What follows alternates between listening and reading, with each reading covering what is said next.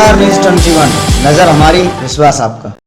श्रीधाम वृंदावन के आध्यात्मिक गुरु विश्व प्रसिद्ध ख्याति प्राप्त कथावाचक श्रद्धेय खगोल कृष्ण जी महाराज ने कोरोना काल में प्रवासी मजदूरों को हो रही परेशानी पर चिंता व्यक्त करते हुए केंद्र व सभी राज्य सरकारों से मजदूरों के संवेदना प्रकट करते हुए सरकार द्वारा रेल बसों द्वारा उनके गांव घर तक पहुंचाने की अपील की है। भागवत वक्ता श्रद्धेय खगोल कृष्ण जी महाराज ने मजदूरों के प्रति संवेदना जाहिर करते हुए कहा कि श्रमिक जन हमारे देश के विकास में अपनी महत्वपूर्ण भूमिका निभा रहे हैं, इसलिए इनकी अनदेखी नहीं होनी चाहिए। सभी भारतवासियों को सादर सप्रेम जय श्री कृष्ण। मित्रों, अभी हाल ही में भारत सरकार द्वारा लॉकडाउन 4 का प्रारंभ होने जा रहा है, जिसमें तमाम एडवाइजरी घोषित की हैं। वह सारी प्रक्रियाएं सराहनीय हैं, लेकिन केंद्र सरकारों और राज्य सरकारों के बीच में जो फुटबॉल खेल चल रहा है, उसका कोपभाजन उन अप्रवासी मजदूरों को भोगना पड़ रहा है। मैंने पहले भी कई वीडियो के माध्यम से सरकारों को अनुरोध किया, लेकिन कहते हैं कि जब भगवान की इच्छा होती है तभी वो काम होता है। अब हमारे कहने से तो नहीं, लेकिन भगवान उनको सद्बुद्धि दें कि आपस की खींचतान में उन मजदूरों का तो नुकसान ना हो। अभी मुझे कई साथियों ने बताया कि ब्रज प्रदेश में भारतीय राजधानी के दिल्ली सीमा से सटे हुए कोसी कला में मंडी समिति में हजारों मजदूर फंसे हुए हैं, और ऐसे ही तमाम जिलों में उत्तर प्रदेश में मजदूरों के प्रति बहुत बुरा हाल हो रहा है। कोई राज्य परिवहन की बसें तक नहीं है, और अभी हाल में तो कई ऐसी तस्वीरें आई जो मन को विचलित कर देती हैं। मैं माननीय मुख्यमंत्री योगीनाथ जी से कहना चाहता हूं कि आपकी कार्य क्षमता पर, आपके नेतृत्व क्षमता पर कोई शक नहीं। आप बहुत ही सुयोग्य, सक्रिय और समाज को समर्पित रहने वाले व्यक्तित्व के धनी हैं, लेकिन मजदूरों की पलायन के समय पर थोड़ा आप, पता नहीं आपकी बात को ये प्रशासनिक अधिकारी नहीं मान रहे, पता नहीं जिला स्तर पर या तो अनदेखी हो रही है, क्या कारण है, लेकिन आपके उत्तर प्रदेश में मुझे दुख के साथ कहना पड़ रहा है, इन मजदूरों का बुरा हाल है। और उत्तर प्रदेश ही नहीं, भारत के कई प्रदेशों में मजदूरों के प्रति दोहरा मापदंड अपनाया जा रहा है, और उसका कारण यह है, मध्य प्रदेश में ऐसी तस्वीरें विचलित आई जिनको देख करके मन रो गया। एक बैलगाड़ी, एक अकेले बैल से लेकर दूसरा आदमी दूसरा बैल बन करके अपने परिवार को ले जा रहा है। वही हाल मध्य प्रदेश में हो रहा है। मुंबई में भी कई घटनाएं, और हरियाणा के जो जिम्मेदार मंत्री कह देते हैं कि भाई दिल्ली से लोग आ रहे हैं इसलिए हो रहा है, मजदूरों को हम कर रहे हैं, वो कर रहे हैं।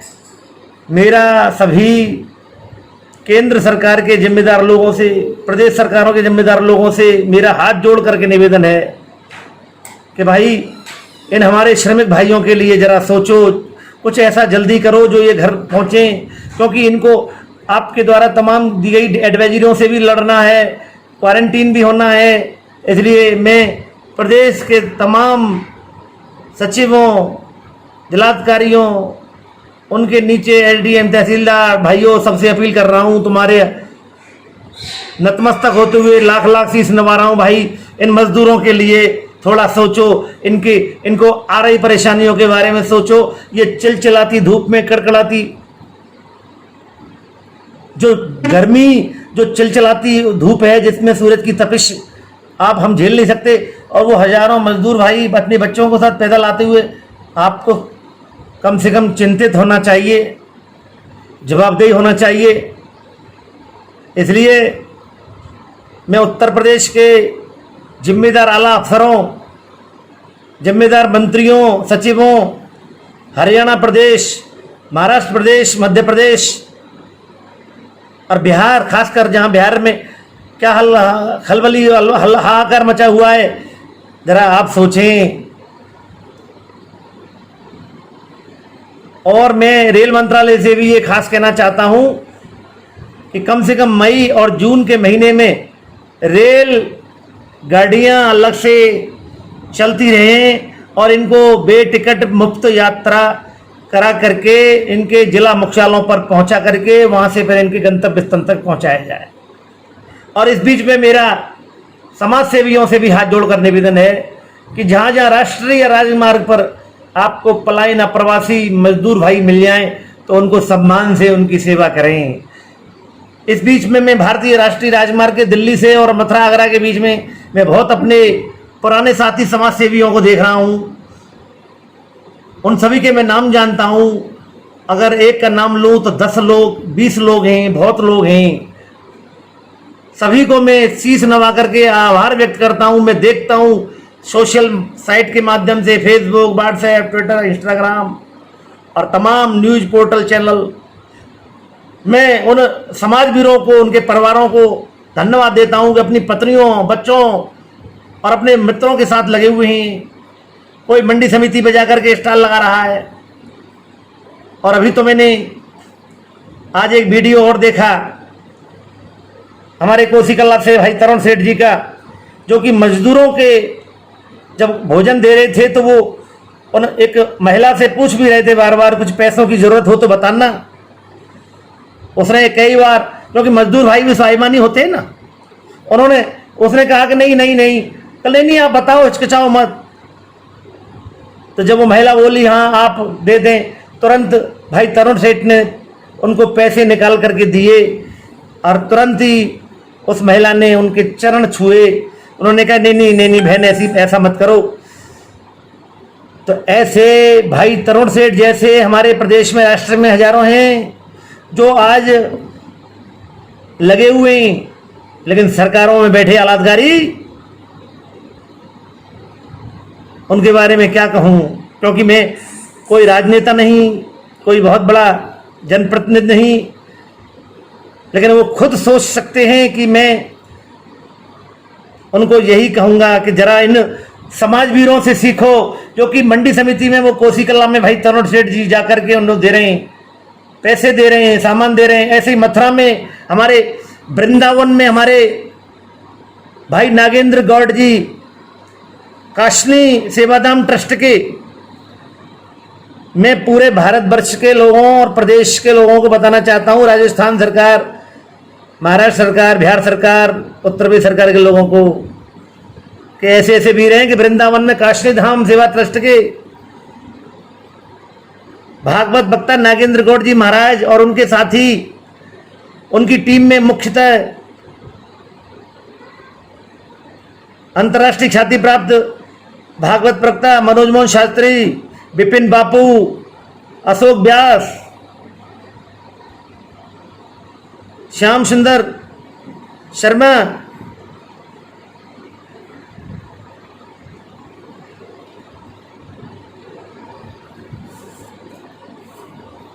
और तमाम उनके साथी जो कि उनके साथ में जब से लॉकडाउन प्रारंभ हुआ, वृंदावन की गली गली में, गोवर्धन की गली गली में, पहाड़ गिरिराज महाराज की पर्वत श्रृंखलाओं में जा जा करके, साधु संतों की कुटियाओं में जा करके, झुग्गी झोपड़ियों में जा करके कभी राशन बांटना, कभी भोजन बांटना, कभी फलाहार बाबाओं के लिए फला देना, सेब संतरा केला बंदरों को, गाय माताओं गौशाला में जाकर के काशनी धाम के गुरु शरणानंद महाराज, रमण रेती वाले के कृपा पात्र शिष्य भाई नागेंद्र जी महाराज, जो सौभाग्य से हमारे साथी हैं, उन्होंने इतना काम किया है कि शायद घर में बैठे उन बड़े बड़े पूंजीपतियों को भी ये सोचना पड़ा होगा कि काश हमको भी कुछ करना चाहिए। मुझे हैरानी होती है कि वृंदावन में नागेंद्र गौड़ जी ने एक भी दिन रुका नहीं, उनका कारवां निरंतर रूप से चलते रहे। ऐसे अगर भाई नागेंद्र जी जैसे हजारों हो जाएं तो सरकार से भी शिकायत खत्म हो जाए, क्योंकि सरकारें तो सोच ही नहीं रही हैं। हम कितना कह रहे हैं इन मजदूर भाइयों को, लेकिन मैंने पत्रकार साथियों से, तमाम प्रतिनिधियों से पूछा कि भाई सरकारों के मुख्यमंत्री प्रदेश सरकारों के केवल वीडियो कॉन्फ्रेंस करके तीसरी कर रहे हैं, इनके नीचे बैठने वाले जलाधिकारी स्तर के लोग, जिनके नीचे और नीचे बैठने वाले लोग कुछ नहीं कर रहे हैं। और मजदूर भाई धूप में जहां जस के तस पड़े हुए हैं, उनको कहीं बसों की सुविधा तक नहीं है आज की डेट में। तो मेरा हाथ जोड़ के प्रदेश सरकारों से अनुरोध है, चाहे वो महाराष्ट्र की सरकार हो, बिहार की हो, मध्य प्रदेश की हो, उत्तर प्रदेश की हो, हरियाणा की हो, भाई जरा इतनी बसें हैं, जरा उनको चलवाओ। और रेल मंत्रालय वाले भैया जरा रेल मंत्रालय एक ट्रैक उनके लिए दे दो जरा मई जून तक, क्योंकि लॉकडाउन तो चलता रहेगा। ये कोरोना की बीमारी तो जिंदगी का हिस्सा बन चुकी है भाई लोगों, जरा इन मजदूर भाइयों को तो पहुंचाओ। और कल जो औरैया में हुआ है ना, ऐसा ना हो भैया, इसके लिए जरा सोचो भाई। जैसे आपके घर परिवार के लोग हैं, ऐसे ही तो वो भी तो अपने वाली बच्चे वाले लोग हैं, जरा उनके लिए भी तो सोचो भैया। इसलिए मैं आपसे कहना चाहता हूं भैया, जरा थोड़ा सा मेरी बात को जो भी लोग सुन रहे हैं वो भी आगे तक पहुंचाएं, अपने अपने स्तर से कोशिश करें। जलाधिकारियों को चेताएं, उप जलाधिकारियों को चेताएं, ताकि ये बसों से अपने अपने घरों तक ये मजदूर भाई पहुंचें। जैसा कि मेरे मन में एक दो लाइन आई कि आज श्रमिक भाई परेशान है, आज श्रमिक भाई परेशान है, इंसानियत भी देख करके परेशान है, और इस मंजर को देख के ऊपर वाला भी हैरान है। तो मेरा अंत में यही कहना है कि जरा भैया, जितने भी हमारे भारतवर्ष में कोरोना काल में जो सेवा दे रहे हैं ना, उन समाज वीरों ने तो उतना काम किया है, जिसमें सर्वप्रथम हमारे अस्पतालों में पीपीई किट पहन करके नर्सिंग स्टाफ में लोग, हमारी बहनें, नर्स बहनें, हमारे भाई वार्ड बॉय, डॉक्टर, जो कि पीपीई किट पहन के जब सघन रूप से कमरे में को कोरोना मरीजों के बीच में खड़े होते हैं ना, तो लगने लग जाता है कि हम उनके लिए क्या ऐसा कुछ करें। उनके लिए तो भारत के राष्ट्रपति को 5-5 लाख रुपए कम से कम देने चाहिए, और एक अलग से राष्ट्रीय पुरस्कार घोषित करना चाहिए उन डॉक्टरों के लिए, नर्सेज के लिए, वार्ड बॉय के लिए। और दूसरे नंबर पर हमारे सैन्य बल, पुलिस बल के लोग जो ये दिन रात ड्यूटी पर है, लॉकडाउन सफल कराया मित्रों, सरकार को इनको भी कुछ पुरस्कार राशि देकर के कुछ सम्मान देना चाहिए। और तीसरे नंबर पर ये हमारे सामाजिक मंच पर काम कर रहे लोग। चौथे नंबर पर हमारे पत्रकार भाई, जो कि दिन रात अपने घर से निकल करके रात के 2 बजे घर पहुंचना, कलम चला करके प्रशासन को अवगत कराना, ये 2 महीने इन पत्रकार भाइयों ने मेहनत की है मित्रों।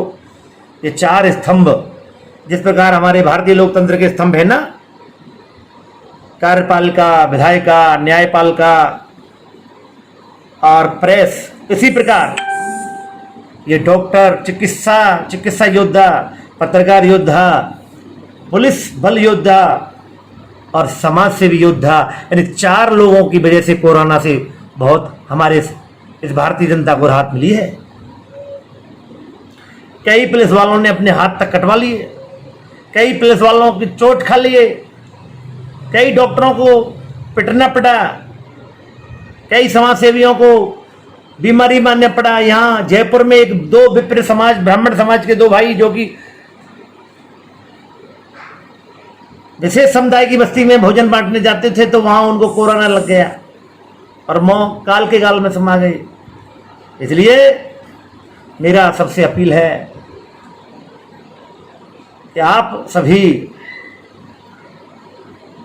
ये जो संकट है अभी 1-2 महीने का है और सब कुछ अच्छा चलने लग जाएगा। लॉकडाउन 4 भी आ गया, उसकी एडवाइजरी भी घोषित हो गई हैं, लेकिन सबसे मेन जो समस्या आ रही है इन मजदूर भाइयों की, तो मेरा समाज सेवियों से भी अनुरोध है कि समय समय पर इन लोगों की सेवा करते रहें, जहाँ जहाँ आपको जो मिले उनको जलपान भोजन दें।